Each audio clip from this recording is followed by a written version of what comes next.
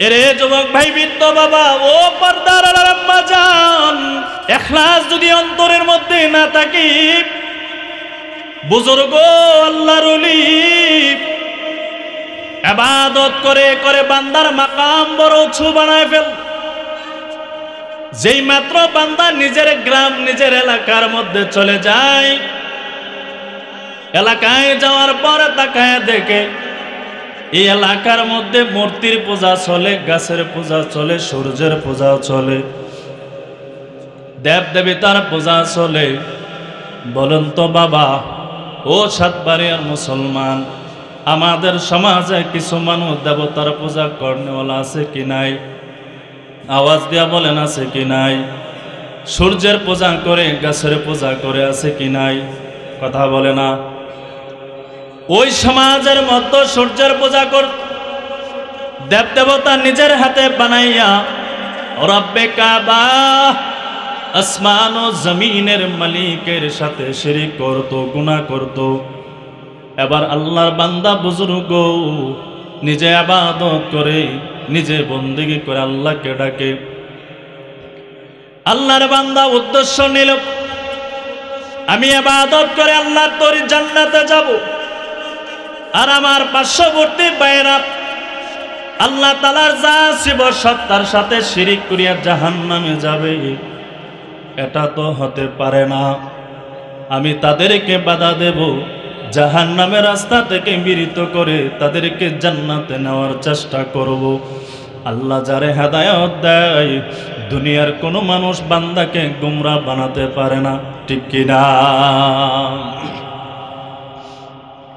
আর আল্লাহ যাকে গুমরাহ বানায়, দুনিয়ার কোনো মানুষ বান্দাদেরকে হেদায়েত দিতে পারে না। এরে যুবক ভাই, শুনেন, ভালো করে বুঝে যান। এবার আল্লাহর বান্দা বুজুর্গ ঘর থেকে বের হয়ে যায়। যেই মানুষগুলো মূর্তির পূজা করে, যেই মানুষগুলো গাছ গাছালার পূজা করে, সূর্যের পূজা করে, বান্দা ঘর থেকে বের হইয়া যখন বাধা দেওয়ার জন্য রওনা হয়ে যায়, দেখবেন ভালো কাজের মধ্যে, খারাপ কাজের মধ্যে যে পরিমাণ বাধা হয়, ভালো কাজের মধ্যে শতগুণ বেশি বাধা হয়। কথা কয় না? শয়তান মিয়া, ইবলিস মিয়া সামনে দাঁড়ায় গেছে। এই বুজুর্গ কই যাও? বলে, ওই যে মানুষগুলো দেবদেবতার পূজা করিয়া, গাছ গাছালির পূজা করিয়া, সূর্যের পূজা করিয়া, মানুষগুলো শিরিক করিয়া করিয়া জাহান্নামের দিকে চলে যায়, তাদেরকে বাধা দেওয়ার জন্য আমি যাইতেছি। শয়তান মিয়া ডেকে বলে, বুজুর্গ, তুমি তো ইবাদত করো, করে করে আল্লাহর তৈরি জান্নাতে যাবা, তুমি তো তোমার জান্নাতে যাবা, তারা জান্নাতে যাবে না, এত তো তোমার কোনো লস নাই। তারা যদি জাহান্নামে যায়, এত তো তোমার কোনো লস নাই, লাভ নাই, তুমি তো জান্নাতে ঠিকই যাবা। বুজুর্গ বলে, না না, আল্লাহ এত সুন্দর কইরা মানুষরে বানাইছে, জাহান্নাম দেওয়ার জন্য না, জান্নাত দেওয়ার জন্য আল্লাহ পাক বানালেন। আমি ইবাদত করে করে জান্নাতে যাব, আর এই মানুষগুলো শিরিক করে করে জাহান্নামে যাবে, এটা তো হতে পারে না। আমি তাদেরকে বাধা দেব, অবশ্যই তারা যেন আল্লাহ তাআলা যা শিব সত্তার সাথে শিরিক না করতে পারে। যেই মাত্র বুজুর্গ সামনে কদম বাড়াবে, শয়তান মিয়া বলে, বুজুর্গ সামনের দিকে যেতে পারবেন না। আল্লাহর ওলি বলে, না না, আমি যাব, বাধা দেব। শয়তান বলে, না না, আপনি যেতে পারবেন না। বুজুর্গ বলে, না না, আমি যাব। শয়তান বলে, না না, আপনি যেতে পারবেন না। এক পর্যায়ে শয়তান আর বুজুর্গের মধ্যে কুস্তাকুস্তি আরম্ভ হয়ে যায়। এক পর্যায়ে লড়াই আরম্ভ হয়ে যায়। লড়াই চলে চলে চলে চলে চলে চলে দেখা যায় শয়তান জমিনের উপরে পড়ে যায়, আর বুজুর্গ শয়তানের বুকের উপরে বসে যায়। সুবহানাল্লাহ। বিসমিল্লাহির রহমানির রহিম।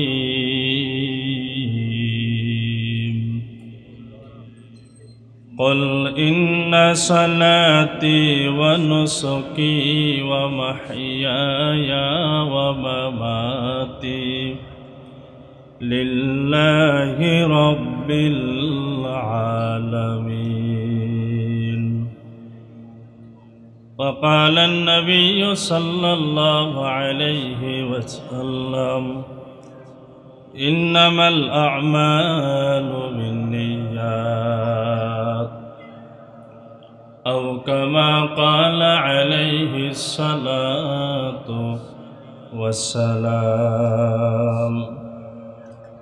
صدق الله مولانا العظيم وصدق رسوله النبي الكريم.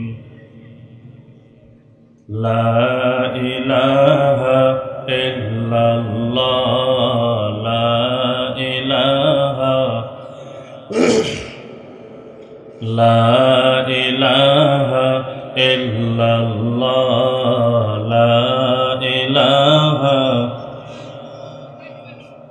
لا إله إلا الله لا إله إلا الله لا إله إلا الله لا إله لا إله إلا الله محمد رسول الله صلى الله عليه وسلم. আলহামদুলিল্লাহ, মার্কাজুল কোরআন মাদ্রাসার উদ্যোগে চতুর্থতম বার্ষিক সভার সম্মানিত সভাপতি সাহেব, উপস্থিত জাতির মুখ্য, জাতির কর্ণধার হযরত উলামায়ে কেরাম, দূর দূরান্ত থেকে আগত আল্লাহ পাকের পিয়ারা বান্দাগণ, পর্দা আড়ালের অবস্থানকারী সম্মানিত মা বোনেরা,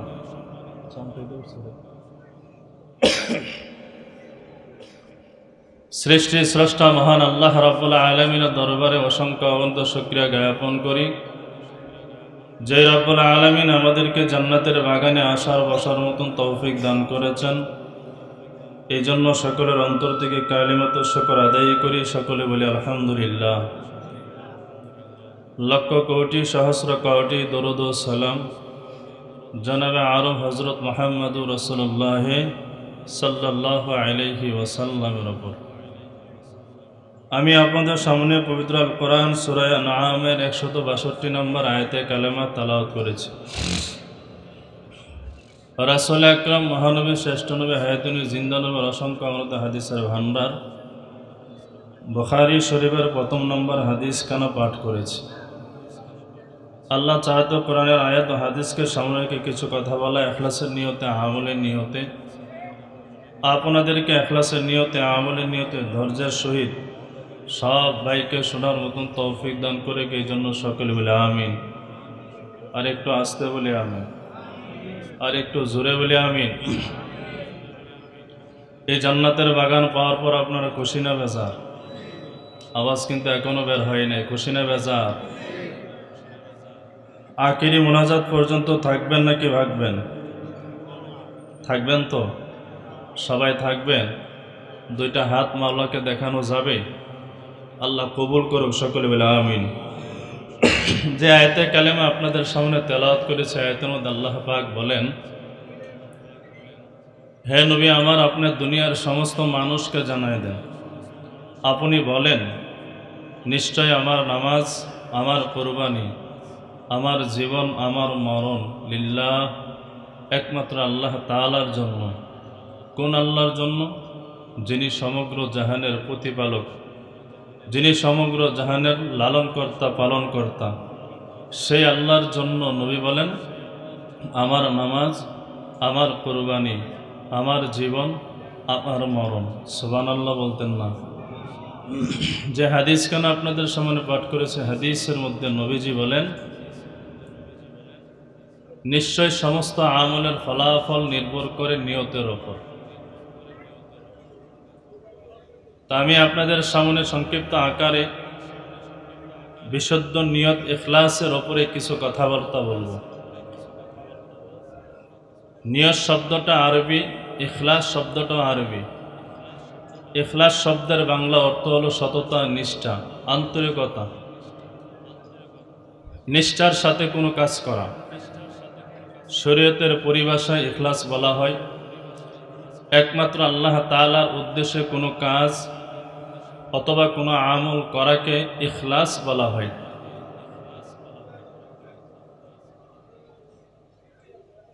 সমস্ত আমলের রূহ হলো ইখলাস, বিশুদ্ধ নিয়ত। 5 ওয়াক্ত নামাজ পড়া, রমজানে রোজা রাখা, মালের যাকাত দেওয়া, হজ করা, জিকির আজকার করা, কোরআন তেলাওয়াত করা, সমস্ত আমলের মূল বিষয় হলো ইখলাস, বিশুদ্ধ নিয়ত। বান্দার যদি ইবাদতের মধ্যে যদি বিশুদ্ধ নিয়ত আল্লাহ পাককে দেখানোর উদ্দেশ্য যদি না হয়, সারা জীবন ইবাদত করে করে করে করে বান্দা কপাল ঘা বানায় ফেলবে, তারপরও বান্দার ইবাদত আল্লাহর দরবারে কবুল হবে না। কেন? বলে বান্দার নিয়ত ভালো না থাকার কারণে। সমস্ত আমলের রূহ হলো ইখলাস। আমলের ভিতরে যদি ইখলাস না থাকে, আমল আল্লাহর দরবারে কবুল হবে না। 3.5 হাত ঘটির মধ্যে সবচেয়ে বড় দামি জিনিস হলো রূহ। রূহ যদি আমার দেহে যদি না থাকে, বলেন তো আপনি আমার এই 3.5 হাত ঘটির কোনো মূল্য আছে? বাবা একটু আওয়াজ দেওয়া বলিয়েন, মূল্য আছে? ঠিক তেমনি ভাবে ইবাদতের মধ্যে বিশুদ্ধ নিয়ত, ইখলাস। মানুষের স্বাভাবিক রোগ হলো 2 প্রকার। কত প্রকার? একটু আওয়াজ দিতে হবে। কত প্রকার? 2 প্রকার। এক প্রকার রোগের নাম হলো মানসিক রোগ, শারীরিক রোগ। অপর প্রকার রোগের নাম হলো মানসিক রোগ, যেটাকে উলামায়ে কেরাম রুহানি রোগ বলে। শারীরিক রোগ বলতে আমরা কি বুঝি? শরীরে ব্যথা, জ্বর, আমেশা, সর্দি, কলেরা, ক্যান্সার, এগুলো হলো আমাদের শারীরিক রোগ। শারীরিক রোগ যদি কারো কাছে থাকে, এই শারীরিক রোগ নিয়ে যদি কোনো মানুষ মারা যায়, জাহান্নামী হবে না। বরঞ্চ ক্যান্সারে আক্রান্ত হয়ে যদি কোনো মানুষ মারা যায়, নবী বলেন শাহাদাতের মর্যাদায় পেয়ে আল্লাহ তাআলা তাকে জান্নাত দান করবে। আর দ্বিতীয় প্রকার যে রোগ হলো রুহানি রোগ। সেই রোগ হলো জবান দিয়ে মিথ্যা কথা বলা, অপর ভাইয়ের চুগলগিরি করা, সমালোচনা করা, বেগানা নারীর দিকে তাকাইয়া থাকা, হারাম পথে অর্জন করা, উপার্জন করা, সুদ খাওয়া, ঘুষ খাওয়া, দুর্নীতি করা, চোখের জিনা করা, জবানের জিনা করা, কানের জিনা করা, হাত পা দ্বারা জিনা করা। এই সমস্ত রোগ নিয়ে যদি কোনো মানুষ মারা যায়, নবী বলে নিশ্চিত সে জাহান্নামে যাবে। নাউজুবিল্লাহ বলি। আজও পর্যন্ত আমি শারীরিক রোগ যদি আমার হয়, এমবিবিএস ডাক্তারের কাছে দৌড়ায় 1000 টাকার ভিজিট হলো, কথা বলে না, যাই কিনা? কেন যাই? 1000 টাকার ভিজিট, ঘন্টা লাইনের মধ্যে দাঁড়ায়া থাকি, 5 থেকে 10,000 লক্ষ টাকার ওষুধ খাই, চিকিৎসা করাই। কেন? বলে 3.5 হাত ঘটির জন্য আরাম পাই। কিন্তু আমার কলব যে নাপাক হয়ে গেছে, আমার জবান দিয়ে যে আমি মিথ্যা কথা বলি, আমি যে অহরহ আমার দ্বারা আমলের মধ্যে গুনাহ যুক্ত হচ্ছে, এই গুনার কারণে যে আমাকে একদিন জাহান্নামে যেতে হবে। বলেন তো বাবা, আমার বদ আমলের জন্য একদিন কি কোনো হক্কানি মাশায়েখ, ওলি, উলামায়ে কেরাম, ইমামের পরামর্শ নিয়েছি, ইমাম সাহেব আপনি আমাকে পরামর্শ দেন, আমি এই গুনার কাজ করি, কিভাবে গুনার কাছ থেকে পরিত্রাণ পেয়ে আল্লাহর তৈরি জান্নাতে যাব, আপনি আমার পরামর্শ দেন। একদিন কি কোনো ইমামের কাছে পরামর্শ নিয়েছি? বলেন বাবা, আওয়াজ দিয়ে বলেন, নিয়েছি? নেই নাই। এই জন্য আল্লাহ তাআলা বলেন, নবী গো আপনি বলেন আপনার টোটাল জিন্দেগি সব আমল নামা হলো একমাত্র আমি আল্লাহর জন্য। সুবহানাল্লাহ। বুখারী শরীফের 1 নম্বর হাদিস, সিয়াসিত্তার 6 খানা কিতাবের শুরুতে হাদিস খানা বর্ণিত হয়েছে। নবীজির সাহাবী বর্ণনা করেন, عن عمر بن الخطاب رضي الله تعالى عنه قال قال رسول الله صلى الله عليه وسلم إنما الأعمال بالنيات। নবীজির সাহাবী হযরত ওমর রাদিয়াল্লাহু তাআলা আনহু হতে বর্ণিত, তিনি বলেন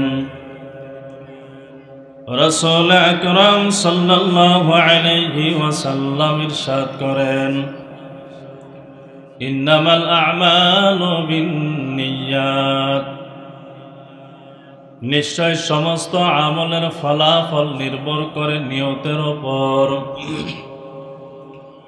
ওয়া ইন্নামা লিকুল্লি ইমরিইম মা নাওয়া, প্রত্যেক ব্যক্তি প্রত্যেক মানুষ পরকালে তা পাবে যা সে নিয়ত করেছে। ফামান কানাত হিজরাতুহু ইলাল্লাহি ওয়া রাসূলিহি, নবী আমার জানায়া দেয় ও আমার উম্মত, যেই বান্দার হিজরতটা আল্লাহ এবং তার রাসূলের জন্য হয়ে যাবে, ফা হিজরাতুহু, নবী বলেন ইলাল্লাহি ওয়া রাসূলিহি, ওই বান্দার হিজরতটা আল্লাহ এবং তার রাসূলের জন্য হয়ে যাবে। সুবহানাল্লাহ। এরে যুবক ভাই, বৃদ্ধ বাবা ও পর্দার আড়ালের আম্মা জান, শুনেন আম্মা জান, ভালো করে শুনে যান। এরপরে নবী আমার জানায়া দেয়, নবীজি বলেন যদি বান্দার হিজরতটা যদি দুনিয়ার জন্য হয়, ওই বান্দার হিজরত যদি অথবা দুনিয়ার কোন নারীকে বিবাহ করার জন্য যদি হয়ে যায়, নবীজি বলেন ফাহিজরাতুহু, তাহলে আমার ওই উম্মতের হিজরতটা দুনিয়া এবং সুন্দরী নারী পাওয়ার জন্য হয়ে যাবে।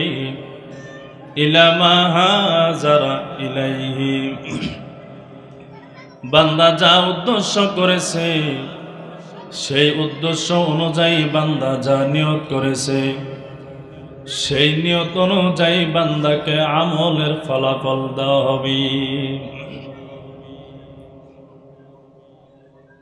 এই জন্য আল্লাহ তাআলা সূরা আনআমের 162 নম্বর আয়াতে কালেমার মধ্যে নবীকে আল্লাহ তাআলা জানায় দেয়, নবী আমার বলে দেন, ও নবী আপনি বলেন, কুল ইন্না সালাতি ওয়া নুসুকি, আপনি বলেন আপনার নামাজ, আপনার কুরবানি, ওয়া মাহইয়ায়া ওয়া মামাতি, আপনার জীবন আপনার মরণ, লিল্লাহি, কার জন্য? একটু আওয়াজ দিয়া বলি না বাবা, কার জন্য? নবীর নামাজ, নবীর কুরবানি, নবীর জীবন, নবীর মরণ। নবী বলেন আমার জীবন, আমার মরণ, আমার হায়াত সবগুলো হলো একমাত্র আল্লাহর জন্য। আল্লাহ বলেন নবী আমার আপনি বলেন কোন আল্লাহর জন্য? আল্লাহ তাআলা বলেন রাব্বিল আলামিন, ওই আল্লাহর জন্য যিনি সমগ্র জাহানের প্রতিপালক, যিনি আসমানের মালিক, জমিনের মালিক, 7 আসমান 7 জমিনের মধ্যবর্তী, 7 আসমান 7 জমিনের ভিতরে যা কিছু আছে সব জিনিসের মালিক একমাত্র তিনি। কে?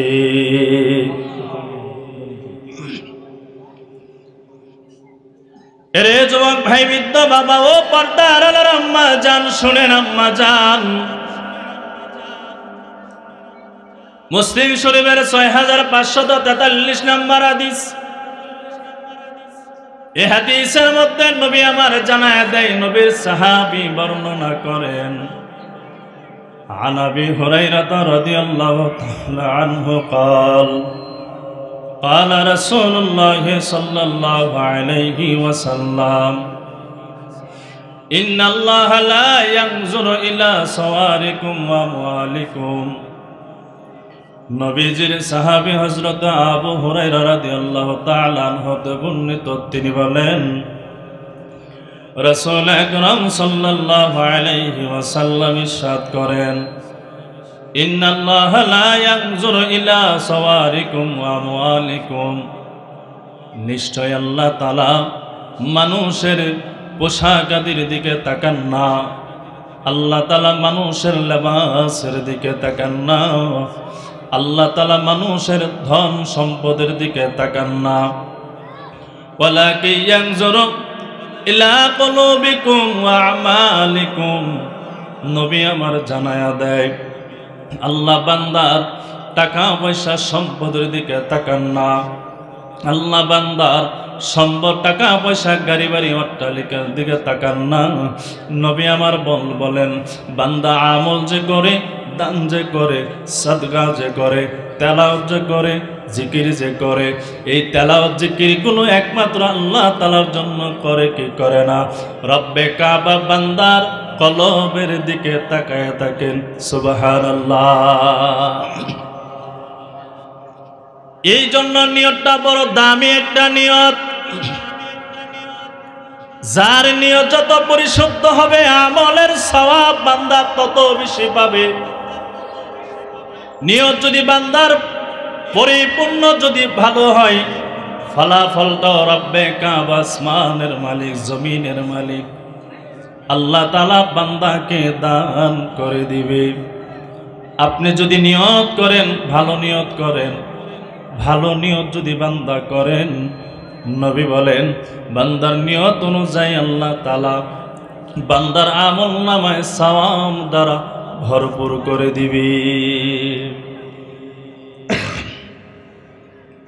নাসাই শরীফের 1788 নম্বর হাদিস। এই হাদিসের মধ্যে নবীজির সাহাবী عن أبي الدرداء رضي الله تعالى عنه قال قال رسول الله صلى الله عليه وسلم من أطى فراشه وهو ينوي। নবীজির সাহাবী আবু দারদা রাদিয়াল্লাহু তাআলা আনহু হতে বর্ণিত, তিনি বলেন, রাসূল আকরাম সাল্লাল্লাহু আলাইহি ওয়াসাল্লাম ইরশাদ করেন, মান আতা ফিরাশাহু ওয়া হুয়া ইয়ানওয়ি। আমার কোন উম্মত রাতে ঘুমানোর জন্য বালিশের সাথে যখন মাথাটা লাগাই, বিছানার সাথে যখন আমার উম্মত পিঠটা লাগাই, ঘুমানোর নিয়ত করিয়া যখন আমার উম্মত রাতের বেলায় যখন বিছানার মধ্যে ঘুমাই, বান্দা ঘুমানোর সময় আইয়া কুমাই সাল্লি মিনাল লাইলি, বান্দা মনে মনে নিয়ত করলো, আয় আল্লাহ, যদি আপনি আমারে তৌফিক দান করে, শেষ রজনীতে, গভীর রজনীতে, শেষ রাতে আল্লাহ তাআলা আপনার কুদরতি পায়ে আমি সেজদা দেব, তাহাজ্জুদের নামাজ আমি পড়ব। আল্লাহ যদি আমার তৌফিক দেয়, তাহাজ্জুদের নামাজ পড়ার নিয়ত বান্দা করে নিল। এরে মুসলমান শুনেন, ভালো করে হাদিস কানা বুঝবেন, শুনবেন। নবী আমার বলেন, আমার উম্মত ঘুমানোর জন্য বালিশের কাছে আসলো, বিছানায় আসলো, ঘুমানোর সময় বান্দা নিয়ত করলো তাহাজ্জুদের নামাজ পড়ার। এবার নবীজি বলেন, ফাবালাগাতহু আইনাহু, আমার উম্মত তাহাজ্জুদের নামাজ পড়ার জন্য নিয়ত করলো, কিন্তু নিয়ত করি আমার উম্মত ঘুমায়া যায়, কিন্তু গভীর রাতে ঘুমের প্রবল বেগ চলে আসার কারণে, অনেক ঘুমের চাপ আমার উম্মতের চোখের মধ্যে চলে আসার কারণে আমার উম্মত তাহাজ্জুদের নামাজটা আদায় করতে পারে নাই, তাহাজ্জুদের নামাজ পড়তে পারে নাই। নবীজি জানায় দে হাত্তা আসবাহা কুতিবা লাহু মা নাওয়া। নবীজি বলেন আমার উম্মত নিয়ত করেছে তাহাজ্জুদের নামাজটা পড়বে, কিন্তু পড়তে পারে নাই। তাহাজ্জুদের নামাজ পড়লে যেই পরিমাণ সওয়াব আল্লাহ তাআলা আমার উম্মতের আমলনামায় দান করলো, নিয়ত করার কারণে তাহাজ্জুদের নামাজ পড়তে পারে নাই, নিয়তটা করার কারণে সমপরিমাণ সওয়াব আমার উম্মতের আমলনামায় আল্লাহ তাআলা লিখে দিবেন। এরে যুবক ভাই, বৃদ্ধ বাবা ও পর্দার আলের আম্মা জান, এই জন্য ভালো কাজের নিয়ত করা, ভালো কাজের নিয়ত করেছি, করতে পারি নাই সমস্যা নাই, তারপরও ভালো কাজের নিয়ত করা। নবীজির সাহাবী আবু হুরায়রা রাদিয়াল্লাহু তাআলা আনহু মুসলিম শরীফের অন্য এক হাদিসের মধ্যে বর্ণনা করেন, রাসূল আকরাম সাল্লাল্লাহু আলাইহি ওয়াসাল্লাম ইরশাদ করেন, আমার উম্মত ভালো কাজ করার জন্য নিয়ত করলো, আমার উম্মত ভালো কাজ করার জন্য নিয়ত করলো, আমার উম্মত ভালো কাজটা করেও ফেললো। নবীজি বলেন আমার ওই উম্মতের আমলনামায় নিয়ত করিয়া ভালো কাজ করার কারণে 1 থেকে 700 গুণ সওয়াব আমার উম্মতের আমলনামায় আল্লাহ লিখে দিবেন। এবার আসেন দ্বিতীয় অংশের মধ্যে। নবীজি বলেন আমার কোন উম্মত গুনার কাজ করার জন্য নিয়ত করলো, গুনার কাজ করবেন, কিন্তু আমার উম্মত গুনার কাজটা করে নাই, নিয়ত করেছে। নবীজি বলেন যদি আমার উম্মত গুনার কাজের নিয়ত করার পরে যদি গুনার কাজটা না করে, আল্লাহ তাআলা আমার উম্মতের আমলনামায় 1 কানা সওয়াব দান করে দিবেন। গুনাহ করার নিয়ত করেছে, গুনার কাজটা করে নাই, তারপর আল্লাহ তাআলা বান্দার প্রতি দয়া মায়া দিয়ে আমলনামায় কয়খানা সওয়াব লিখে দিবেন? কথা কয় না, কয়খানা? 1 খানা। কয়খানা? এবার নবীজি বলেন যদি গুনার কাজ করেই ফেলে, কি করে ফেলে? গুনার কাজটা যদি উম্মতে করেই ফেলে, তাহলে নবীজি বলেন এই গুনার কাজের জন্য 1 খানা গুনাহ আমার উম্মতের আমলনামায় আল্লাহ তাআলা লিখবেন। যদি আমি নেক কাজের নিয়ত করি আর এই নেক কাজটা যদি করতেই পারি, তাহলে আল্লাহ তাআলা 1 থেকে 700 গুণ সওয়াব আপনি আমার আমলনামায় দিবেন। আর যদি গুনার কাজ করার জন্য নিয়ত করি, যদি না করি, নবী বলেন 1টা সওয়াব আমার উম্মতের আমলনামায় আল্লাহ পাক দান করবেন। আর যদি করেই ফেলে তাহলে 1টা গুনাহ আমলনামায় দিবেন। এরে যুবক ভাই, বৃদ্ধ বাবা ও পর্দার আলের আম্মা জান, শুনেন আম্মা জান, নিয়ত বড় ভালো একটা জিনিস। ভালো নিয়ত যদি করতে পারেন, এই ভালো নিয়তের কারণে আল্লাহ তাআলা আমলনামায় পাহাড় পরিমাণ সওয়াব দিবে।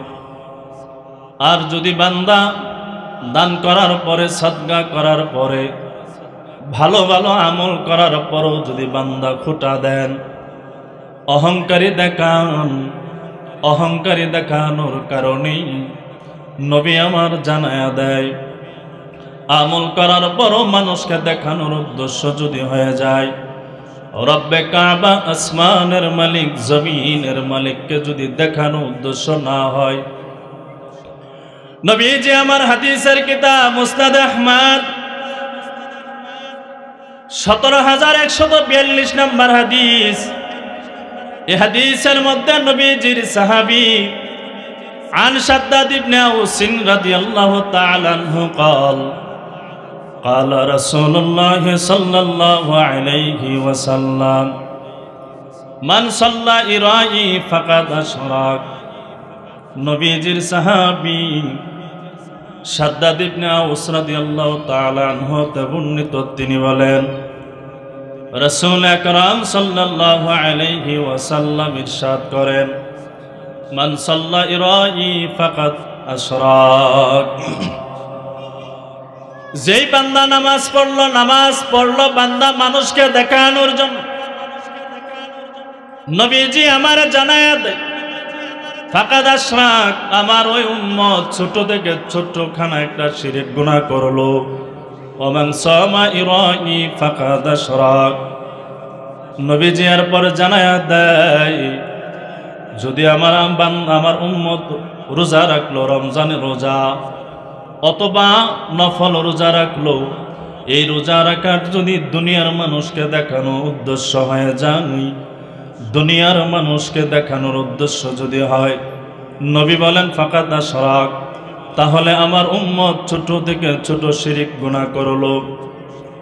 তৃতীয় নাম্বার নবী আমার জানায়া দেয়, ওমান তাসাদ্দাকা ইরাই ফাকাদ আশরাক, আমার উম্মত মানুষকে দান করলো, সদকা করলো, উপকার করলো, খাবার দাবার খাওয়ালো। এই দান সদকা করা, উপকার করা, সহযোগিতা করা, এইগুলো করা যদি দুনিয়ার উদ্দেশ্য হয়, নবী আমার বলেন আমার উম্মত ছোট থেকে ছোট গুনাহ করলো। আল্লাহ পাক সূরা নিসার 116 নম্বর আয়াতে কালেমার মধ্যে জানায়া দেয়, আল্লাহ চাইলে সব গুনাহ মাফ করবে, কিন্তু শিরক নামক গুনাহ আমার আল্লাহ মাফ করবে না। আল্লাহ চাইলে সব গুনাহ মাফ করবে, শিরক নামক গুনাহ আল্লাহ মাফ করবে না। এই জন্য আল্লাহ তাআলা সূরা বাকারার 264 নম্বর আয়াতে কালেমার মধ্যে আল্লাহ তাআলা জানায়া দেয়, দুনিয়ার সমস্ত মুমিন জাতিকে আল্লাহ তাআলা ডেকে বলেন, ইয়া আইয়ুহাল্লাযীনা আমানু লা তুবতিলু সাদাকাতিকুম বিল মান্নি ওয়াল আযা। আল্লাহ বলেন, হে ইমানদার, হে মুমিন, লা তুবতিলু সাদাকাতিকুম বিল মান্নি ওয়াল আযা। ও আমার বান্দা, তোমরা যারা দান সদকা করেছো, দান সদকা গুলোকে ধ্বংস করে দিও না, বাতিল করে দিও না, নষ্ট করে দিও না। বিল মান্নি ওয়াল আযা, আল্লাহ বলেন খোটা এবং কষ্ট দেওয়ার মাধ্যমে। আল্লাহ তাআলা বলেন দান করার পরে, সদকা করার পরে, কাউকে উপকার করার পরে, কাউকে সহযোগিতা করার পরে তোমাদের এই দান করাগুলো ধ্বংস করে দিও না। সমাজে দেখবেন বাবা, কেউ কাউরে যদি উপকার করে, দিনে একবার নয়, সপ্তাহে 10 বার হলো তারে খোটা দেয়, কিরে আমার কারণে তুমি এমন বড় বড় বিপদ থেকে হেফাজত পেয়েছো, আমি না তোমারে এই উপকার করেছি, আমি না তোমারে 20,000 50,000 লক্ষ টাকা দিয়া সহযোগিতা করেছি, এমন মানুষ আছে কি নাই? আছে না বাবা? আল্লাহ তাআলা নিজে জানায় দেয়, কাল্লাযী ইউনফিকু মালা রিয়াআন নাস। রব্বে কাবা জানায় দেয় ওই ব্যক্তির নেই, যেই ব্যক্তি ইবাদত করলো, যেই ব্যক্তি দান সদকা করলো দুনিয়ার মানুষকে দেখানোর জন্য। ওয়ালা ইউমিনু বিল্লাহি ওয়াল ইয়াউমিল আখির। আল্লাহ জানায়া দেয়, যেই আমার বান্দা দান করার পরে, উপকার করার পরে, সদকা করার পরে খোটা দেওয়ার মাধ্যমে ধ্বংস করে দেয়, কষ্ট দেওয়ার মাধ্যমে ধ্বংস করে দেয়, ওই ব্যক্তির নেই যেই ব্যক্তি মানুষকে দেখানোর জন্য সদকা করলো। আল্লাহ জানায়া দেয়, আমার ওই বান্দা, আমি আল্লাহর উপরে বিশ্বাস নাই, আস্থা নাই, আখিরাতের উপর আমার বান্দার বিশ্বাস নাই। আমার বান্দা যে সওয়াবের কাজ করেছে, আমার বান্দা যে আমি আল্লাহ তাআলার রাস্তায় দান করেছে, আমার বান্দা যে এই মাদ্রাসার মধ্যে দান করেছে, ইতিম অনেক বাচ্চা আছে, তাদেরকে লেখাপড়া করার জন্য সহযোগিতা করেছে। মাদ্রাসার মধ্যে খাবার দাবারের প্রয়োজন, চালের প্রয়োজন, ডালের প্রয়োজন ব্যবস্থা করে দিয়েছে। এর প্রতিদান একমাত্র আমি রব্বে কাবা হাসরের ময়দানে পাবে।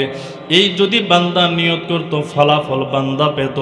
কিন্তু বান্দা, আমি আল্লাহ যে আমার বান্দার আমি যাজা দেব, প্রতিদান দেব, আমার বান্দা এই পরিমাণ বিশ্বাস আস্থা রাখে নাই। বরঞ্চ দুনিয়ার মানুষ তারে দানবীর বড়, দুনিয়ার মানুষ তারে বাহাদুর বলুক, দুনিয়ার মানুষ তারে মারহাবা দেখ, দুনিয়ার মানুষ তারে ফুলের শুভেচ্ছা দেখ।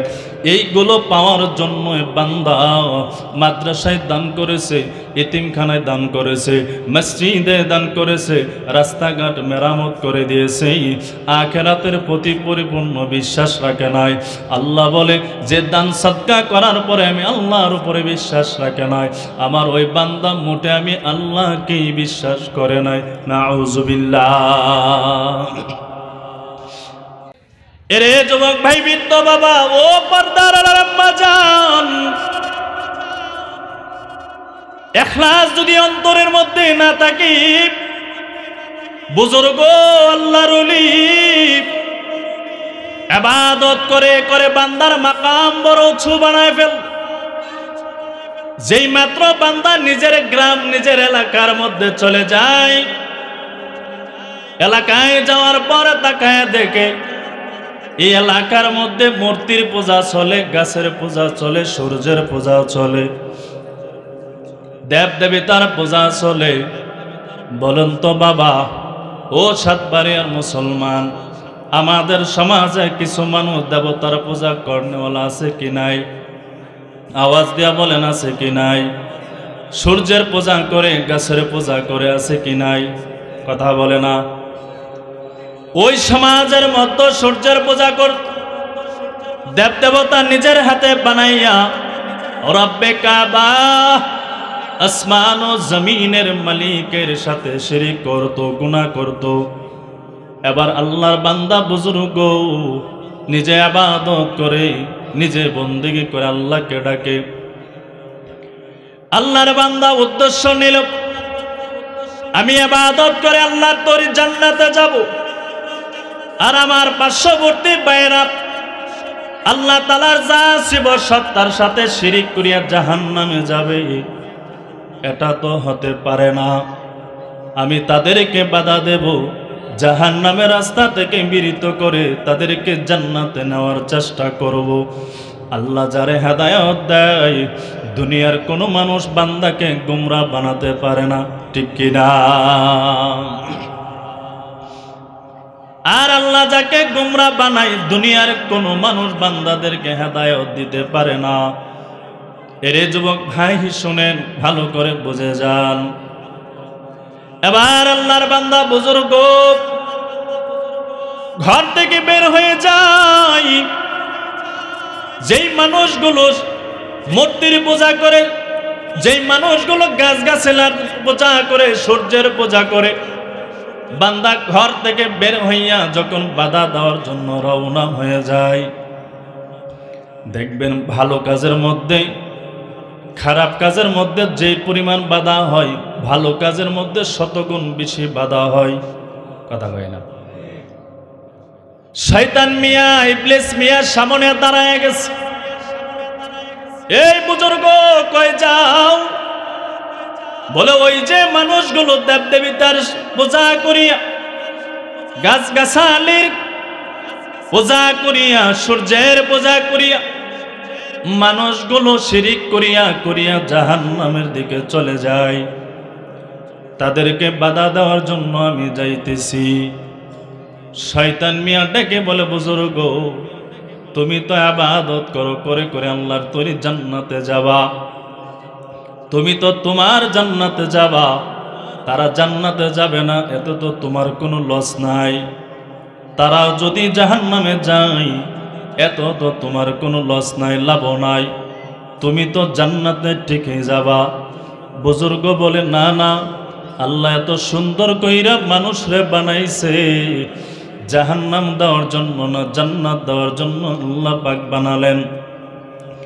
আমি ইবাদত করে করে জান্নাতে যাব, আর এই মানুষগুলো শিরিক করে করে জাহান্নামে যাবে, এটা তো হতে পারে না। আমি তাদেরকে বাধা দেব অবশ্যই, তারা যেন আল্লাহ তাআলা যা সেব সত্তার সাথে শিরিক না করতে পারে। যেই মাত্র বুজুর্গ সামনে কদম বাড়াবে, শয়তান মিয়া বলে, বুজুর্গ সামনের দিকে যেতে পারবেন না। আল্লাহর ওলি বলেন, না না আমি যাব, বাধা দেব। শয়তান বলে, না না আপনি যেতে পারবেন না। বুজুর্গ বলে, না না আমি যাব। শয়তান বলে, না না আপনি যেতে পারবেন না। এক পর্যায়ে শয়তান আর বুজুর্গের মধ্যে কুস্তাকুস্তি আরম্ভ হয়ে যায়। এক পর্যায়ে লড়াই আরম্ভ হয়ে যায়। লড়াই চলে চলে চলে চলে চলে চলে দেখা যায় শয়তান জমিনের উপরে পড়ে যায়, আর বুজুর্গ শয়তানের বুকের উপরে বসে যায়। সুবহানাল্লাহ। যেই মাত্র শয়তান মাটির উপরে পড়ে যায়, বুজুর্গ আল্লাহর ওলি শয়তানের বুকের উপরে বসে যায়। এবার শয়তান ইন্ধন দেয়, ইন্ধন, ও বুজুর্গ তোমার সাথে লড়াই করলাম, তোমার সাথে কুস্তাকুস্তি করলাম, তোমার সাথে পারি নাই, আমি পরাজয় বরণ করেছি, তুমি বিজয় হয়েছ। এরে বুজুর্গ, এই সমস্ত মানুষেরা আল্লাহ তাআলার সাথে শিরিক করিয়া জাহান্নামে যাবে, তোমার কোনো লস নাই। বুজুর্গ বলেন, না না আমি তাদেরকে জাহান্নামে যেতে দিব না, আল্লাহ তাআলার সাথে শিরিক করতে পর্যন্ত দেব না। শয়তান এবার দুনিয়ার লোভ বুজুর্গকে দেখাইয়া বলে, বুজুর্গ যদি তাদেরকে বাধা না দেন, বিনিময়ে আপনাকে আমি হাদিয়া দেব, হাদিয়া। যেই মাত্র বলল শয়তান বলে আপনাকে আমি হাদিয়া দেব, ওই বুজুর্গকে দুনিয়ার লোভ যখন দেখায়, আপনাকে আমি হাদিয়া দেব। বুজুর্গ বলে, কি এমন হাদিয়া আপনি আমার দিবেন বলেন? বলে, আপনি যতদিন বাধা দিবেন না, যতদিন এই শিরিক করবে, কবিরা গুনাহ করবে, দেবতার পূজা করবে, গাছগাছালির পূজা করবে, সূর্যের পূজা করবে, যতদিন আপনি বাধা দিবেন না, ততদিন পর্যন্ত ফজরের নামাজের পরে আপনার বালিশের নিচে 200 দিরহাম আমি আপনাকে প্রতিদিন দিয়ে আসবো। নাউজুবিল্লাহ। যেই মাত্র বুজুর্গকে দুনিয়ার লোভ দেখানো হলো, বুজুর্গ ওই লোভের মধ্যে পড়ে গেল। এবার বুজুর্গ বাড়ির মধ্যে চলে যায়, ফজরের নামাজ আদায় করে, ফজরের নামাজ যখন পড়িয়া বালিশখানা উঠায়, তাকায় দেখে 200 দিরহামের একটা পুতলা দেখা যায়। মনে বড় খুশি, বড় আনন্দ, বাধা না দেওয়ার কারণে 200 দিরহাম আমি পাইলাম। পরের দিনও ফজরের নামাজ পড়িয়া বালিশটা যখন উঠাই, তাকায় দেখে আরো 200 দিরহাম। মনে বড় আনন্দ, বড় খুশি।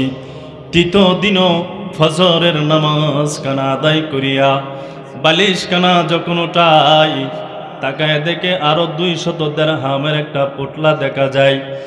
চতুর্থ দিন ফজরের নামাজ আদায় করিয়া বালিশখানা যখন উঠাই, প্রথম দিন, দ্বিতীয় দিন, তৃতীয় দিনের মতো চতুর্থ দিন মাথায় দেখে আর বালিশের নিচে দিরহাম নাই। যেই মাত্র বালিশটা উঠালো, দিরহাম পাই না। বুজুর্গর মাথা বড় গরম হয়ে যায়, মেজাজটা বড় গরম হয়ে যায়। ওই যারা দেবতার পূজা করে শিরিক করতেছে, এদেরকে আবার বাধা দেওয়ার জন্য দৌড়ায়া গায়। যেই জায়গার মধ্যে শয়তানের সাথে বুজুর্গের লড়াই হয়েছিল, একই জায়গার মধ্যে শয়তান আবার দাঁড়ায়া যায়। এ বুজুর্গ কই যাও? বলে, তুমি তাকায়া দেখো, মানুষগুলো শিরিক করে করে করে করে জাহান্নামে চলে যাচ্ছে। আমি ইবাদত করব, আল্লাহর তৈরি জান্নাতে যাব, আমি একা গেলে হবে না, আমার সমাজের মানুষদেরকে আমি জান্নাতে নিয়ে যাব। শয়তান বলে তুমি তাদেরকে বাধা দিতে পারবা না, শিরিক কাজ করতেছে, দেবতার পূজা করতেছে, গাছগাছালির পূজা করতেছে, তাদেরকে বাধা দিতে পারবা না। বুজুর্গ বলে অবশ্যই আমি বাধা দেব। শয়তান বলে বাধা দিতে পারবেন না, বুজুর্গ বলে অবশ্যই বাধা দেব। শয়তান বলে না না দিতে পারবেন না, বুজুর্গ বলে দেব বলিয়া সামনে যখন যায়, শয়তান তাকে জাপড়া মারিয়া ধরিয়া ফেলে।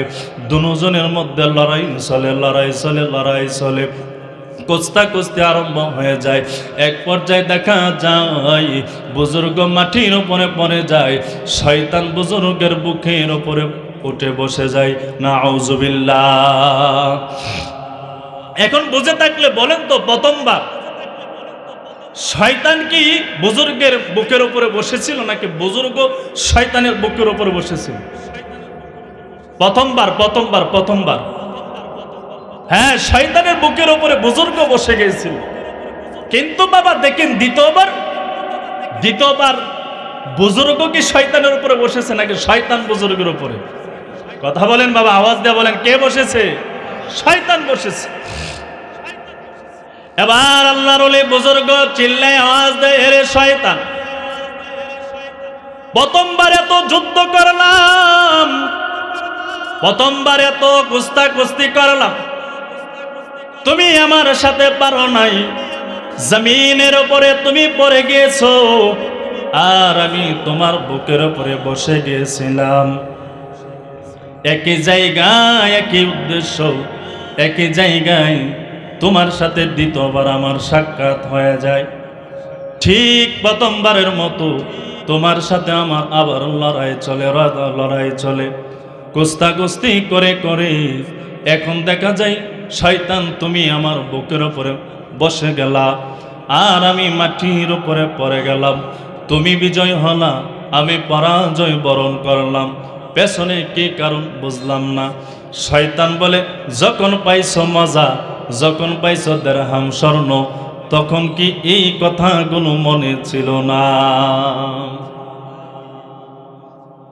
এবার শয়তান ডাক দিয়ে বলে, বুজুর্গ তাহলে শোনো,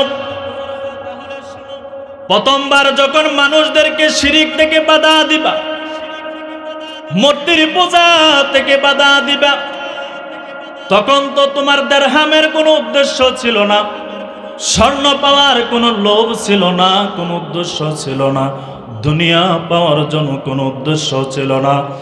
একমাত্র উদ্দেশ্য ছিল রেজায়ে মাওলা, আল্লাহ তাআলাকে রাজি আর সন্তুষ্ট করা। দুনিয়া পাওয়ার জন্য না, আল্লাহ তাআলাকে পাওয়ার জন্য। আল্লাহর কাছে হাসরের ময়দানে কি তুমি জবাব দিবা? একা একা আমল করে জান্নাতে যাবা, আর তোমার প্রতিবেশীরা আমল না করে জাহান্নামে যাবা। তাদেরকে দাওয়াত কেন দিলা না? জবাব মালিকের দরবারে দাঁড়াইয়া দিতে হবে। এই কারণে তুমি সেই দিন যে এসেছিলা, মানুষদেরকে কবিরা গুনাহ থেকে, শিরক গুনাহ থেকে বাধা দিবা। ওই বাধা দেওয়ার পেছনে উদ্দেশ্য ছিল আল্লাহ তাআলাকে রাজি আর সন্তুষ্ট করার জন্য। যখন আমি তোমারে বাধা দেই, তোমার সাথে যখন আমার লড়াই আরম্ভ হয়ে যায়, আমি শয়তান তাকায় দেখি অসংখ্য অগণিত ফেরেশতা তোমার সঙ্গী হইয়া আমি শয়তানকে পরাজয় করে ফেলি। আর দ্বিতীয়বার কেন তুমি পরাজয় বরণ করলে? দ্বিতীয়বার যে পরাজয় বরণ করেছ, কারণ হলো দ্বিতীয়বার যে উদ্দেশ্য নিয়ে আসছিলা, প্রথমবারের মতো সেই উদ্দেশ্য তোমার ছিল না। প্রথমবার তো উদ্দেশ্য ছিল আল্লাহকে রাজি আর সন্তুষ্ট করা, আর দ্বিতীয়বার উদ্দেশ্য ছিল একদিন, 2 দিন, 3 দিন পর্যন্ত দেরহাম স্বর্ণ পেলা। চতুর্থ দিন কেন পেলা না? রাগে মাথায় নিয়া আবার মানুষদেরকে বাধা দেওয়ার জন্য আসছো। এই কারণে তুমি যুদ্ধের মধ্যে পরাজয় বরণ করেছো। প্রথমবার উদ্দেশ্য ছিল আল্লাহকে পাওয়ার জন্য, এই জন্য তোমার সাথে আমি পারি নাই। দ্বিতীয়বার উদ্দেশ্য ছিল দুনিয়ার স্বর্ণ দিরহাম পাওয়ার জন্য, এই জন্য তুমি বুজুর্গ, আমি শয়তানের সাথে পারো নাই। কারণ আল্লাহর পক্ষ থেকে তোমার জন্য নসরত আসে নাই, সাহায্য আসে নাই। যার কারণে আমি শয়তান তুমি বুজুর্গের উপরে বিজয় হয়েছি। বলেন তো ছোট্ট ঘটনার ভিতরে মূল মাকসাদ যেই শব্দটা, সেই শব্দটা হলো বিশুদ্ধ নিয়ত আর ইখলাস, খাঁটি দিল, খাঁটি অন্তর। আল্লাহকে রাজি আর সন্তুষ্ট না হওয়ার কারণে বুজুর্গ হওয়ার পরও শয়তানের সাথে যুদ্ধ করে পারে নাই। এরে যুবক ভাই, বৃদ্ধ বাবা ও পর্দা আড়ালের আম্মা জান, শোনেন, নবীজি আমার অন্য হাদিসের মধ্যে জানায় দেয়, আখলিস দীনাকা ইয়াকফিকাল আমালুল কালিল। আমার উম্মতেরা বেশি আমল দরকার নাই, বেশি আমল করবা। বলে এমন আমল করো যে আমলগুলো আল্লাহর দরবারে কবুল হয়ে যায়। এমন একটা সেজদা দেন জমিনে, রব্বে কাবার কুদরতি পায়ের মধ্যে সেজদা দেন, যেই সেজদা যেন একমাত্র আমার আল্লাহ তাআলার জন্য হয়ে যায়। আর ওই সেজদা যদি রব্বে কাবা যদি কবুল করে নেই, হাসরের ময়দানে ওই সেজদার বিনিময়ে আল্লাহ তাআলা আপনা আমাকে মাফ করে দিয়া আল্লাহর তৈরি জান্নাত আপনা আমাকে দান করে দিবে। সুবহানাল্লাহ। বেশি আমল না, অল্প আমল করো। বুখারী শরীফের 1082 নম্বর হাদিস, হযরত আবু হুরায়রা রাদিয়াল্লাহু তাআলা আনহু বর্ণনা করেন, ফজরের নামাজ পড়ার জন্য নবী আমার মসজিদে নববীর মধ্যে যখন প্রবেশ করেন, হযরত বেলাল রাদিয়াল্লাহু তাআলা আনহু নবীজির প্রাণের মুয়াজ্জিন মসজিদে নববীর মধ্যে নামাজ পড়ার জন্য ঢুকে যায়। নবী আমার হযরত বেলালকে জিজ্ঞেস করলেন, এরে বেলাল, তুমি এমন কি আমল করো যে আমলটা সুন্দরভাবে করার জন্য তোমাকে আল্লাহ তাআলা অনেক বড় সম্মান দান করেছে? বলো না রে বেলাল, এমন কি তুমি আমল করো? বেলাল প্রশ্ন করলেন, নবী আমার, কেন আপনি আমারে প্রশ্ন করতেছেন? কি এমন আমল করি? নবীজি ডেকে বলে, বেলাল, আমি যখন মেরাজে যাই আল্লাহ তাআলার সাথে সাক্ষাৎ করার জন্য, আল্লাহর সাথে সাক্ষাৎ হয়, কথাবার্তাও আমার হয়। জান্নাত আল্লাহ দেখায়, জাহান্নামও আল্লাহ তাআলা আমাকে দেখায়। জাহান্নামে কি কি ধরনের কত প্রকারের শাস্তি দিবে রব্বে কাবা আমার দেখায়। জান্নাতে আমার উম্মতের জন্য কি প্রকার কত রকমের নিয়ামত আল্লাহ তাআলা দান করবে, ওই নিয়ামতগুলো আল্লাহ তাআলা আমাকে দেখায়। যখন আমি জান্নাতে যাই, জান্নাতে ঢুকে রে বেলাল, জান্নাতের ভিতরে তোমার পায়ের শব্দ আমি নবীজির কান বরাবর পৌঁছায় যায়। এরে বেলাল, বলো, এত দাম, এত সম্মান মালিক কেন তোমার দান করেছে? কি এমন আমল করেছো যে আমলের কারণে আল্লাহ তাআলা তোমার দুনিয়া থেকে তোমার জান্নাতের সার্টিফিকেট দান করেছে? হযরতে বেলাল চোখের পানি ফেলে ফেলে আওয়াজ দেয়া বলে, নবী আমার, এমন কোনো বড় আমল নাই, এমন বিশাল বড় কোনো আমল আমার নাই।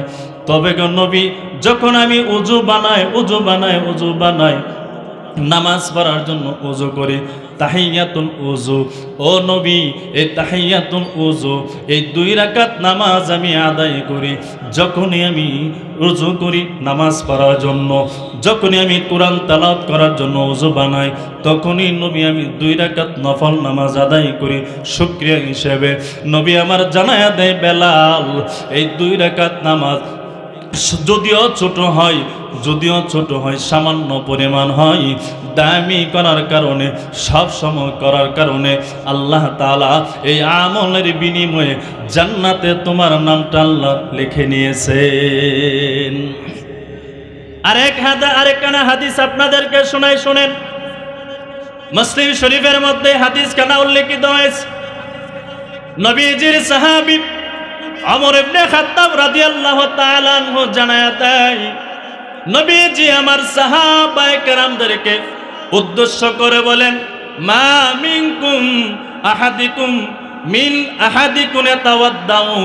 নবীজি আমার জানায়া দেয়, ও আমার উম্মতেরা, যখন তোমরা ভালোভাবে উত্তম রূপে পরিপাটি হইয়া উত্তম রূপে যখন তোমরা উযু বানাবা, উযু করবা, সুম্মা ইয়াকুল, উযু বানানোর পর তোমরা এই দোয়াটা পড়বা।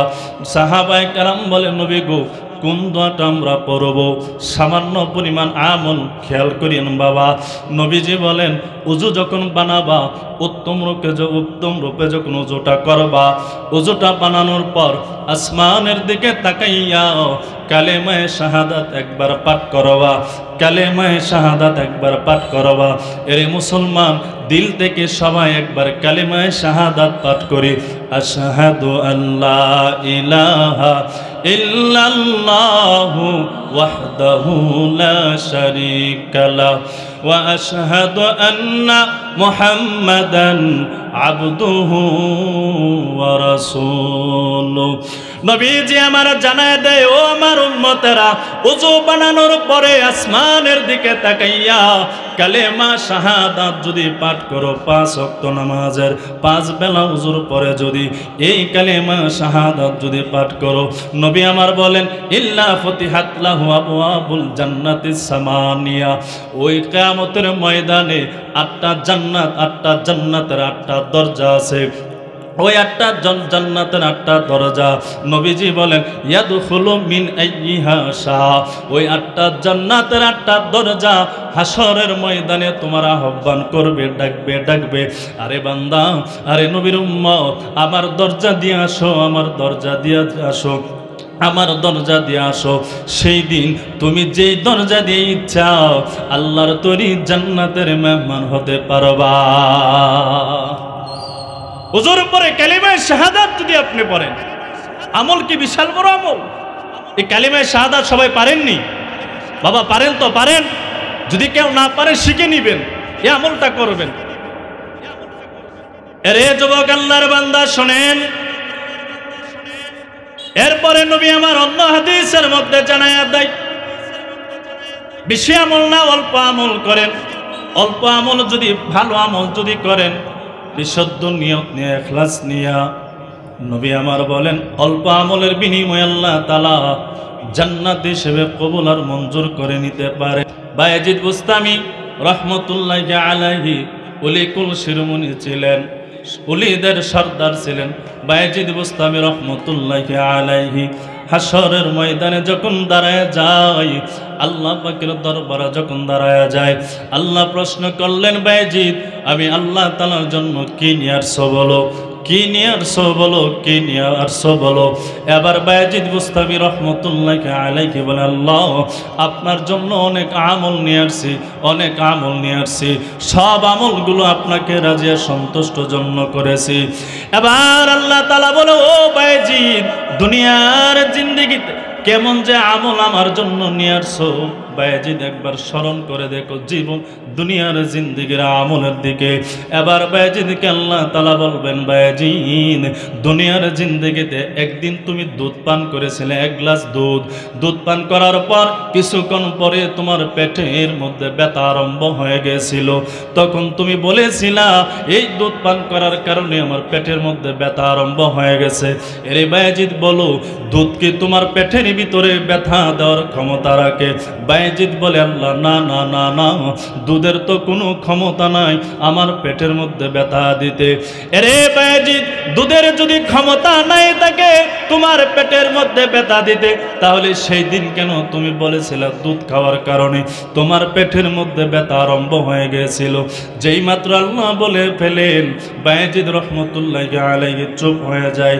এরে যুবক আল্লাহর বান্দা শোনেন, এবার যখন বায়েজিদ বুস্তামি রহমতুল্লাহি আলাইহি চেহারাটা মলিন বানায় ফেলে, আল্লাহ বলে, বায়েজিদ, চিন্তা করিও না, চিন্তা করিও না, তবে তোমাকে একটা আমলের কারণে আমি জান্নাত আল্লাহ পাক দান করে দিব। বায়েজিদ বলে, ও আল্লাহ, কি এমন আমলের কারণে আপনি আমার জান্নাত দিবেন? আল্লাহ বলেন, বায়েজিদ, একদিন শীতের মৌসুমে ছোট্ট একটা ছানার বাচ্চা, বিড়ালের বাচ্চা ডাস্টবিনের ময়লার মধ্যে, আবর্জনার মধ্যে পড়ে গিয়েছিল। ওই বিড়ালের বাচ্চাটাকে আবর্জনার ডাস্টবিন থেকে উঠাইয়া গরম পানি দিয়া পরিষ্কার করিয়া কম্বলের নিচে তুমি যে কম্বল দিয়া ঘুমাও শীতের মৌসুমে, ওই বিড়ালের বাচ্চাটাকে কম্বলের নিচে জায়গা করা দেওয়ার কারণে ওই বিড়ালটা আমি রব্বে কাবার কাছে দোয়া করেছিলাম, আল্লাহ বাইজিদের পেছনে সব গুনাহগুলো মাফ করে দিয়া তার জান্নাত হিসেবে কবুল করে নিয়েন। এরে বাইজিন, আমার সামান্য পরিমাণ একটা সানার বাচ্চাকে, বিড়ালের বাচ্চাকে উপকার করার কারণে ছোট্ট একটা ভালো আমলটা, ওই ছোট্ট আমলটা আমি রব্বে কাবার কাছে এত দামি এত পছন্দ হয়ে গেছে, ওই আমলের কারণে যাও বাইজিদ আমার তরি জান্নাত তোমার দান করে দিলাম। বেশি আমল অল্প আমল করেছে, ছোট্ট একটা আমল করেছে, এই ছোট্ট আমলটা করার কারণে আল্লাহ পাক মাফ করে দিয়েছে। আপনি আমি যে যত আমল করতেছি, আমলের বিনিময়ে যে নাজাত পাবো কোনো গ্যারান্টি আছে বাবা? কথা বলেন, গ্যারান্টি আছে? এই জন্য নামাজ পড়িয়ে কোনো সময় নিজেকে বরত্ব করা যাবে না, দান সদকা করার পরও নিজেকে বরত্ব করা যাবে না, ভালো ভালো আমল করার পরও বরত্ব করা যাবে না, বরঞ্চ আল্লাহর কাছে নিজেকে বিনয় বানাতে হবে। বরঞ্চ আর বলতে হবে, আল্লাহ আমি ইবাদত করতেছি, আপনি আমাকে তৌফিক দিতেছেন, এই কারণে করতেছি। যাকে আল্লাহ তৌফিক দেই না সে ইবাদত করার ক্ষমতা রাখে না, ঠিক কিনি বাবা? এই জন্য তো মুসলিম শরীফের 5032 নম্বর হাদিস, আবু হুরায়রা বলেন, দামি দামি তিনজন মানুষ হওয়ার পরও ইখলাসের কারণে, বিশুদ্ধ নিয়ত না হওয়ার কারণে হাসরের ময়দানে আল্লাহ পাক এই দামি দামি আমলওয়ালা বড় দামি মানুষ হওয়ার পরও এই 3 শ্রেণীর মানুষকে আল্লাহ জাহান্নামে দিবেন। এই 3 শ্রেণীর মানুষ হলো, 1 নম্বর হলো শহীদ, যেই বান্দা জমিনে আল্লাহ তাআলার ইসলামের পতাকাকে জমিনে উড্ডয়ন করার জন্য নিজের গায়ে থেকে রক্ত ঝরাইছিল, মাঠে ময়দানে যুদ্ধ করেছিল, বেঈমানদের সাথে যুদ্ধ করে করে করে করে রক্ত জড়াইয়া জড়াইয়া জড়াইয়া জমিনের ওপরে শাহাদাত বরণ করেছিল, ওই বান্দাকে হাসরের ময়দানে আল্লাহ তাআলা জিজ্ঞেস করবেন, এ বান্দা দুনিয়ার জিন্দেগিতে তোমাকে আমি আল্লাহ তাআলা নাজ নিয়ামত দিয়েছিলাম, আমি আল্লাহ তাআলা দুনিয়াতে তোমাকে অনেক কিছু দিয়েছিলাম, আমি রব্বে কাবার জন্য কি নিয়ে আসছো? বান্দা অহংকার করে বলবে, আল্লাহ জমিনে দুনিয়ার জিন্দেগি থাকা অবস্থায় আপনার রাস্তায় শাহাদাত করে করে করে করে ইন্তিকাল করেছিলেন, মারা গিয়েছিলাম, আল্লাহ এই আমলটুকু আপনার জন্য নিয়ে আসছি। আল্লাহ বললেন, কাজ্জাবতা কাজ্জাবতা কাজ্জাবতা, ও বান্দা তুই মিথ্যাবাদী মিথ্যাবাদী, আমি আল্লাহর জন্য করো নাই, আমি আল্লাহর জন্য শাহাদাত বরণ করো নাই, বরঞ্চ দুনিয়ার মানুষ যেন তোমাকে বীর বলে, দুনিয়ার মানুষ যেন তোমাকে শাহাদাত বলে, দুনিয়ার মানুষ যেন তোমাকে শহীদ বলে, এই জন্য তুমি এই রাস্তায় শাহাদাত বরণ করেছো। আল্লাহ তাআলা জাহান্নামী ফেরেশতাকে বলবেন, ফাকাদ কিলা সুম্মা উমিরা বিহি ফাসহিবা হাত্তা আলা ওয়াজহিহা হাত্তা উলকিয়া ফিন্নার। আল্লাহ বলবেন, ও জাহান্নামের ফেরেশতা, এর 2টা হাত জাহান্নামের শিকল দিয়া বাঁধিয়া জাহান্নামে নিক্ষেপ করে দাও। রাস্তা বলে নাউজুবিল্লাহ।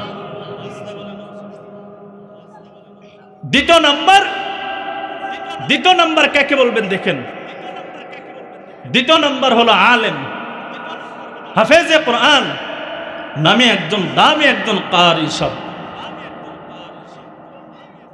হাসরের ময়দানে দ্বিতীয় নাম্বার বান্দা হবে আলেম। যেই মাত্র আল্লাহ তাআলা আলেমকে ডাকবেন, ফাউতিয়া বিহি,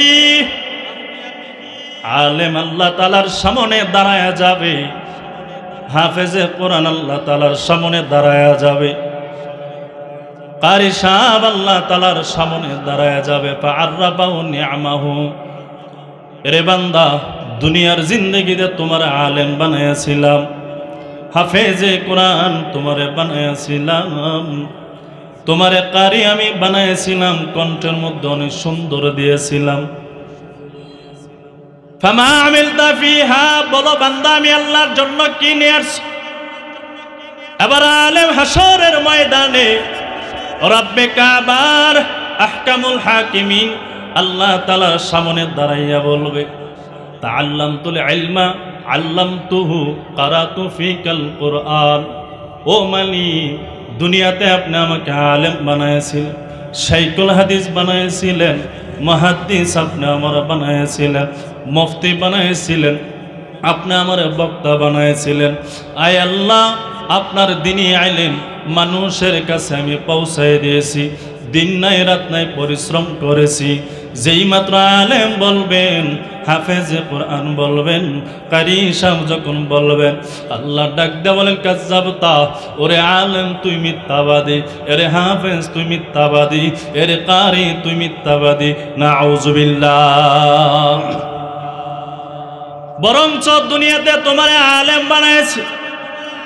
নবী আমার বলেন আলেম তো তারই বানাই, হাজার হাজার মানুষ থেকে আল্লাহ পাক যাচাই বাছাই করে একজন মানুষকে আল্লাহ পাক আলেম বানাই।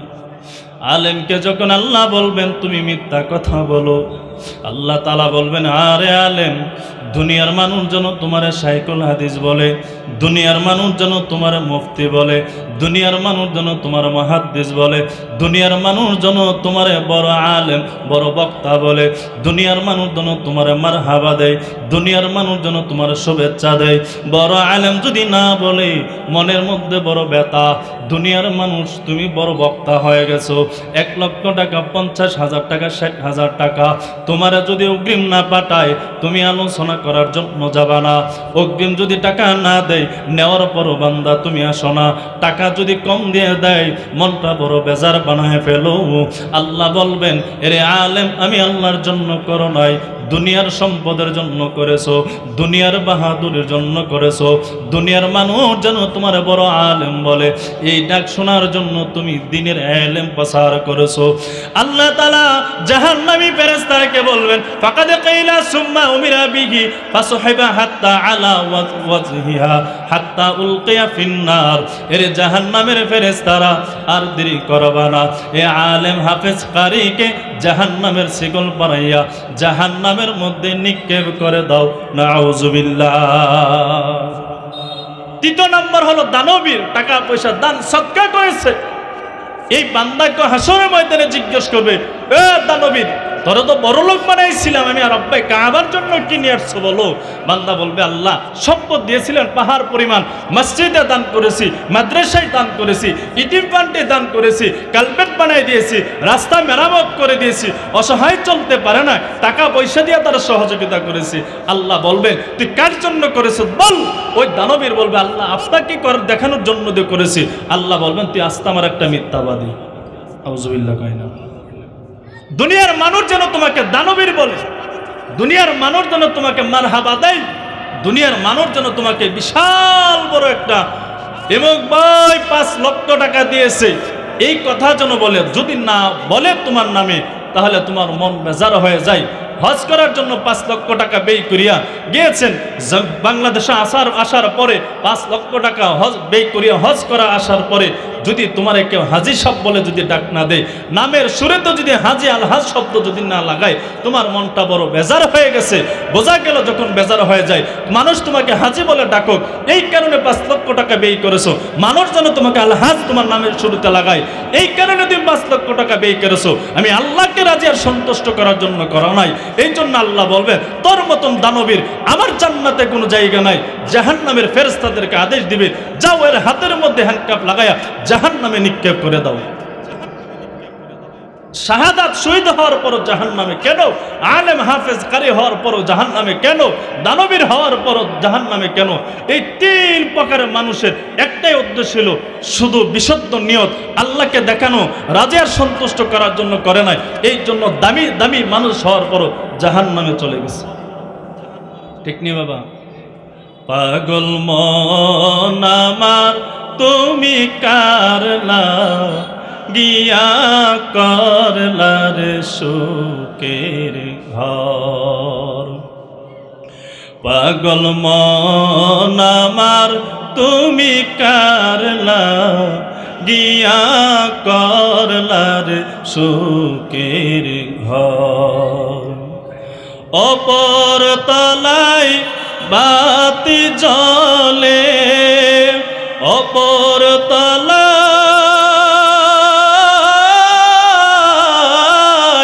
বাতি জ্বলে, নিস্তলাতে অন্ধকার তুমি কারলা গিয়া করলার সুখের ঘর। পাগল মন আমার তুমি কারলা গিয়া করলার সুখের ঘর। ভাই বলো আর বন্ধু বলো, নয়তো কেওয়া বন তোমার। ভাই বলো আর বন্ধু বলো, নয়তো কেওয়া বন তোমার। দু চারটা দিন কেঁদে কেহো, দু চারটা দিন কেঁদে কেহো রাখবে না যে খোঁজ খবর তুমি কারলা গিয়া করলার সুখের ঘর।